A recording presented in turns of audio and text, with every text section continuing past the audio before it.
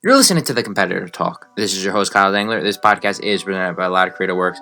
And today we're going to have on Chicago White Sox prospect AJ Puckett. Now we're going to be talking today about his injury, just how he dealt with the adversity of having to go through that for the past about 2 years, signing with the Royals and being traded, and just throughout his whole career, just kind of his process and kind of mindset going through it. And then we're just going to kind of just talk about, what he's looking forward to in 2020 as he's coming off his injury. So we're going to get going right now. Hello? Hey, AJ, how's it going? Hey, Kyle? Good, yeah, welcome to the show. If you're ready, we'll just get going. Yeah, let's do it. Yeah, so, what's up? Sorry if it sounds like I'm on speaker. I'm just in my car. It's a little bit easier. No, yeah, it's fine. So I just wanted to, ask you, just going through the process of going to college, electing to go there instead of, taking the Oakland Athletics when they picked you back in 2013. I know you were kind of more of a late-round pick, but did you have any consideration of signing with Oakland, or were you always determined to, go to Pepperdine University and, play college ball and kind of build up your stock throughout college and then go back into the draft? It's definitely tough. I grew up an Oakland A's fan, and I still am an A's fan to this day. That was the team I grew up watching, and I season tickets to them, watching the Big Three with Zito, Mulder, and Hudson growing up. It was definitely a hard decision. My family and I, we took our time over with the possibility of, am I ready to do this, to make this a career out of high school? And I think what we came to the decision of was that I think I wasn't ready both physically and maturity level. And I think that's what really helped my decision towards Pepperdine, that we thought that it could both improve my maturity level of going to college, learning to live on your own, learning how to become a young man and to take on the world, and both also get a good education and play also, Division I baseball at a good school at Pepperdine. So I think that was for me is a big step. I think Pepperdine really helped me in terms of develop myself as both a pitcher and as an individual, and taking myself off the field of what I wanted to do off the field from baseball. And I think that I was fortunate enough to have a fun 3 years there at Pepperdine and be successful 3 years there at Pepperdine. The journeys that we had and the baseball that I played there, I think really helped me develop and put me on the better track for the draft in my junior year in 2016. Yeah, so I'm just curious, staying close to home, going to Pepperdine, obviously, D1 school, close to home. Any other options that you can remember back to that you were kind of considering, either going farther away or just any other colleges? What stuck out for you with Pepperdine University? Was it the coaching staff, just kind of the facilities they had? What was your draw to that university? It was actually kind of funny because I had kind of visited Pepperdine a little bit when I was in high school during like a freshman showcase or sophomore showcase when I was in high school. And we were down in San Diego and in LA, and I remember like a bunch of the parents on like of the other players of the team I was on, we wanted to take some college visits. And Pepperdine kind of stuck out to me then, but then it kind of just faded away after that. What was funny is actually Pepperdine was the only kind of college offer for baseball I had. And it was the first one and the only one that I ever got, which is kind of funny because I actually got the offer before I went to the area code games when I was in high school. And I remember at the area code games after I pitched, I think I was sitting in the stands watching another game, and I was getting some phone calls and texts of some other like colleges wondering if I would love to take a visit. And I was actually telling them, hey, I'm actually already committed to Pepperdine. So I think it was kind of under the radar of when I committed to Pepperdine. And one of the reasons for it was, the coaching staff at the time was Steve Rodriguez and John Strauss. I felt like it was a good environment for me to succeed and also improve as a player. And also another step forward was one of my best friends who I went to De La Salle with in high school actually was a recruited walk-on at Pepperdine. He was a year older than me when I was a senior. When he was a senior in high school and I was a junior, he was a recruited walk-on at Pepperdine. He told the coaching staff there and Steve Rodriguez and John Strauss that they should check me out, and came to one of our games in Northern California. And then that's when they kind of said, hey, we'd love for you to come out to Pepperdine and have a visit. And that's when they offered me. So I got to give some credit to my best friend for pushing Pepperdine to come out and see me. And I'm really thankful for that. And I had nothing but, praise and success for Pepperdine, and I'm really happy with that choice that I made.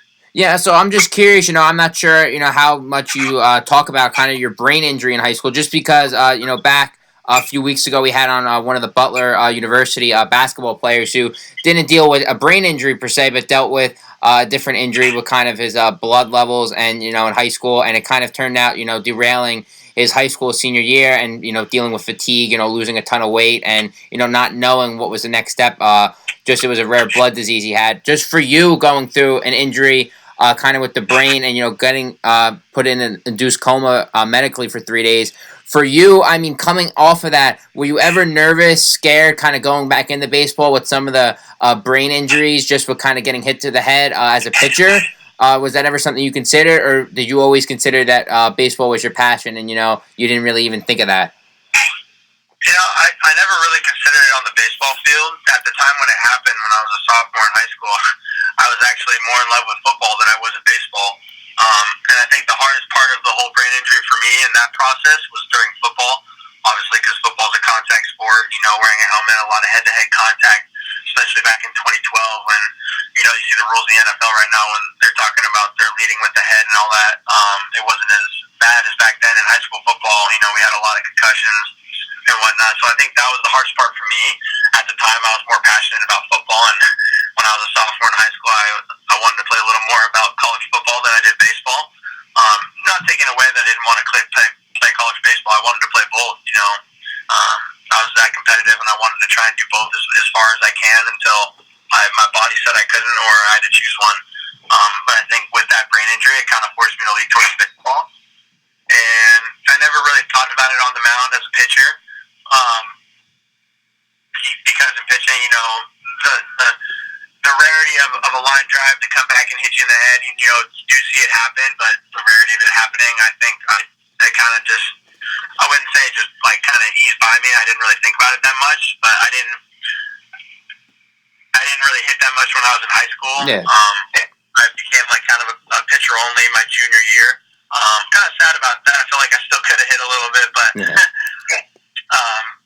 I never really took it into the fact of wearing, a protected like ball cap that you see baseball players when there's been some MLB players that have had some head trauma that have worn like or talked about wearing the protective caps, or even hitters wearing more protected helmet to cover their face when they've taken line drives off the face or pitchers hit them in the face. But they never really crossed my mind, and I've knock on wood, I've been lucky enough since I haven't had to worry about that. So, but yeah. Just curious, was it a football injury sustained? I mean, was it an off the field thing? I mean, what kind of happened that led to that point? It was an off the field thing. It actually was almost 9 years ago now. It was an off the field thing. It was during a baseball. I was down in San Diego during a baseball showcase, and it was an off the field thing, just a little skirmish between some baseball teammates at the time, and it ended up not being the best of things. It was a really hard decision for me because. Especially for my family, my support staff, and what they had to go through. But like I said, it's been so long ago now that I've kind of put it behind me, and I still get asked about it, and I don't mind talking about it, but I still like to just try and focus on I'm a baseball player, and I just want to try and be remembered as the baseball player that I am, and I always know that this will be a part of my life. It's a big story. It's a life altering thing, and I don't mind talking about it, but. I just, I'm very fortunate enough. I wish to never put my mother and my family ever through that again. It's a really tough thing for any family to see that happen, but very fortunate enough that I came out of it, healthy and able to still continue to play baseball. Yeah, so, we can get back on the track of, just baseball, going through college. You mentioned in the beginning just kind of not feeling that you were ready for pro ball in terms of, maturity and, physicality going into something like that at such a young age. For you, fast forwarding over 3 years, I mean, obviously your junior year, you were just electric, having a bunch of scoreless innings, the third longest streak in D1 history for baseball. But for you, besides, the stats, I mean, for you, mentally and physically, what do you feel that you improved on the most in that 3 years that led to your success and led to getting picked in the second round by the Royals? I think it was just believing in, the process. Everybody talks about the journey. Baseball it's a grind, You're not going to always get the immediate results. Sometimes things take time, and that's what I think what baseball is. And I think I just tried to stay diligent in my work and working on one thing at a time. And like I said, when I was fortunate enough to have John Strauss, my freshman and sophomore year as a pitching coach, I learned some great things from him, and as well as my junior year, when I had a new pitching coach in Rolando Garza, I learned a lot of great things from him as well. And I think each year I just tried to, pick apart a part of my game that I needed to work on. I think those first 2 years of me in college, I think a lot of it was physicality of me getting bigger and stronger, getting used to the college kind of hitters and Division I hitters. And my freshman year, I was a little more out of the bullpen. My sophomore year, I got to start the whole year, so I think I was getting used to the things. And then my junior year, I think I just kind of put everything of the puzzle back together. I was a lot stronger. I was more mentally mature. And I think what I did with Rolando Garza my junior year is just a lot of the parts of the game working on it was mental. Working on, how to attack each hitter, coming up with game plans for hitters, coming up with just mentally focusing on, hey, all right, I missed this pitch. All right, let's take a deep breath. Let's reset. Boom, attack right here. And I wouldn't say maybe I like to think I'm an emotional guy, and I like to pitch with fire. One of my favorite pitchers to watch is Max Scherzer, and I love what he does out there on the mound.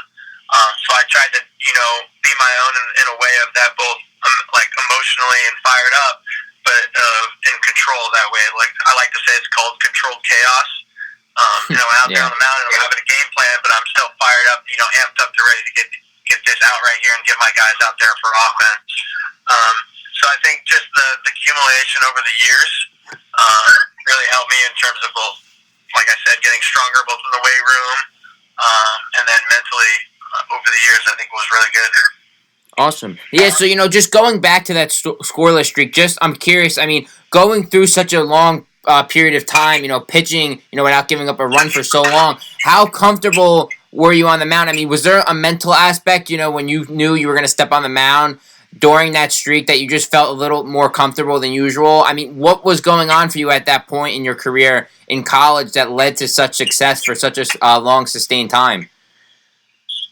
To be honest, I actually didn't even really think about it. I didn't really realize I was on a scoreless streak until maybe like 3 or 4 games in, until the guys were starting to talk about it, and I started getting blown up on social media about it. And I think the biggest thing for me at that time was all I was trying to do was go out there and give my team the best chance to win. That's what I try to do every time I'm out there on the mound, and I think, I had a game plan that year of what we wanted to do to each team, and I think we just executed it very, very well. And, when you execute your game plan, good things are going to happen, obviously, and I think some good things happened that year, and I got to put up some zeros. I like to give credit to a lot of the guys behind me, that worked in the infield and the outfield that were a part of that streak. It wasn't just me. I didn't strike out everybody. I wasn't a big strikeout pitcher. That kind of wasn't me. But the defense I had behind me, the guys on offense, I think it was just a really good team effort. And I followed my game plan, and things were just clicking. So it was really nice to have that happen. And I think that was a lot of part of my success of just finding a game plan, trying to stick to it. Even when the game plan doesn't work sometimes, not getting kind of out of whack and saying, hey, well, we're trying this and this ain't working. Like, what are we going to do? It's like, all right, this isn't working. Let's try something else right here, and not getting out of hand and, getting rattled about something going wrong. It's just kind of, hey, it's like, it's controlled chaos. We're going to be okay. Let's do this. Let's do this. So I think that was a part of our success and why we did so well. Yeah, so, fast forwarding, after, your junior year and, getting, first team All-American associated kind of press from that, getting, nominated for so many awards like that and getting those notoriety, getting into the draft, I'm sure, a lot of teams were, on you about, potentially picking you, whether, based on their pick or based on the round. But for you, when the Royals took you, was it a surprise for you? Was it something that, they showed extra interest in you that, led to that pick? What was it like for you going through the draft process and being picked by the Royals? It was, during that whole process, it was, to be drafted, it's an awesome process for any college player or for any high school player, That's your one goal is to start to get drafted, and that's your one goal your one step in your goal to make it to the major leagues. And I think I was kind of sad at the time because we had lost in our conference tournament. You know, my main goal was in college. You know, hey, we're going to go to the College World Series. At the time, my junior year, we didn't get to make it that year. We lost in our conference tournament. But there's always blessings in disguise. So even though we lost in the conference tournament, I was fortunate enough to go back home. And during that whole draft process, I got to spend it with friends and family, which I think made it a whole lot better. It was really nice for everybody to come over. I was at home in Northern California and got to have friends and family over there for that whole draft process, and it was really awesome. And then for the Royals to pick me in the second round, I have nothing but thanks for them, and it was quite an honor to be drafted for them as their first pick that year too, as well. And I think it was just some talks between us before the time, and I think I was just fortunate enough to be picked at that time for them, and I was very fortunate and happy about it. Awesome. Yeah, so, going through that, obviously, going through college for 3 years, kind of led you to that point. But getting into pro ball, facing pro ball batters now, I mean, was it a big jump for you? Or do you think, just having that experience through college kind of led to the transition in the pro ball much easier than to say if you went with the Athletics in the 35th round back in 2013? I mean, could you tell that you were more comfortable going through that process, knowing you had not the same experience, but, a lighter experience in the terms of not having to go through a tougher and, more large gap process in between your pro ball experience in high school? I think 100%. I think it made me more confident as a pitcher on the mound going into that pro ball, going right into pro ball after that out of college. I think it made me more confident to face the hitters and having a game plan and what to do. I think if I went out of high school, I think I would have found a way, but like you said, I think it might have took some time, and it would have been maybe some trial by through fire and trial by air, and trying a lot of things and being on my own. But I think I was fortunate enough that I became more mature and I was confident to face these hitters out of pro ball. And I think when you go through the minor leagues, you face some good hitters, you face some college hitters, you face some young hitters, and I think having a game plan to face those hitters is what you really need. The only difference for me is that I didn't have much experience facing Latin American hitters. And, each one of them is a lot different. Some have approaches, some don't. But I think going to college made me more mature and to understand of how to face them, whether if I came out of high school. Awesome. Yeah. Something that I wanted to talk to you about, just bringing up, Latin American hitters, just from different cultures, different hitters you see in pro ball as opposed to high school and as opposed to, say, college. For you, I mean, going into that, I'm sure just, in your locker room and, facing these guys, I mean, was it more of a culture shock for you, not knowing the language that they were speaking? I mean, was it an adjustment period for you to, get comfortable and understand kind of the different ways that, the game's played around the world? I don't think it was that much of a culture shock to me. I had been around Latin American players before. Maybe not as much once I was in the minor leagues, and in terms of the locker room and facing them all the time. I don't think it was much of a shock to me. I think it was just to me this is a learning process. All right, each one is a lot different. Some of them swing out of their shoes. Some of them have an approach. Some are going up there trying to do this. Some are trying to do that. So I think I encourage it. I like to call myself a student of the game, and I encourage. I love facing all these different types of hitters. Coming up with game plans of how I'm going to face them, and writing stuff down about how to face them. But I think they facing these Latin American hitters and watching how they play, and I can tell how much passion they have for the game. And I was fortunate enough when I was with the Royals in our first year, in our first offseason, that I got to take a trip to the Dominican Republic and stay there for 10 days at the Royals Academy. And spend time with the Latin American players. When they have them down there at the academy when they're 15, 16. A lot of these young kids when baseball is their life, and just to see the culture and how they grow up and how they play baseball with such passion, and it makes you very fortunate and want to go out there every day and continue to get better, just like they want to continue to get better. They have the same goal as you to make it to the big leagues and obviously do well in the big leagues and win a World Series. So I think facing those Latin American hitters, I love doing it. I know how much they want to win and how much they want to be successful, and I try to find that same drive. Yeah, so just going, you speaking,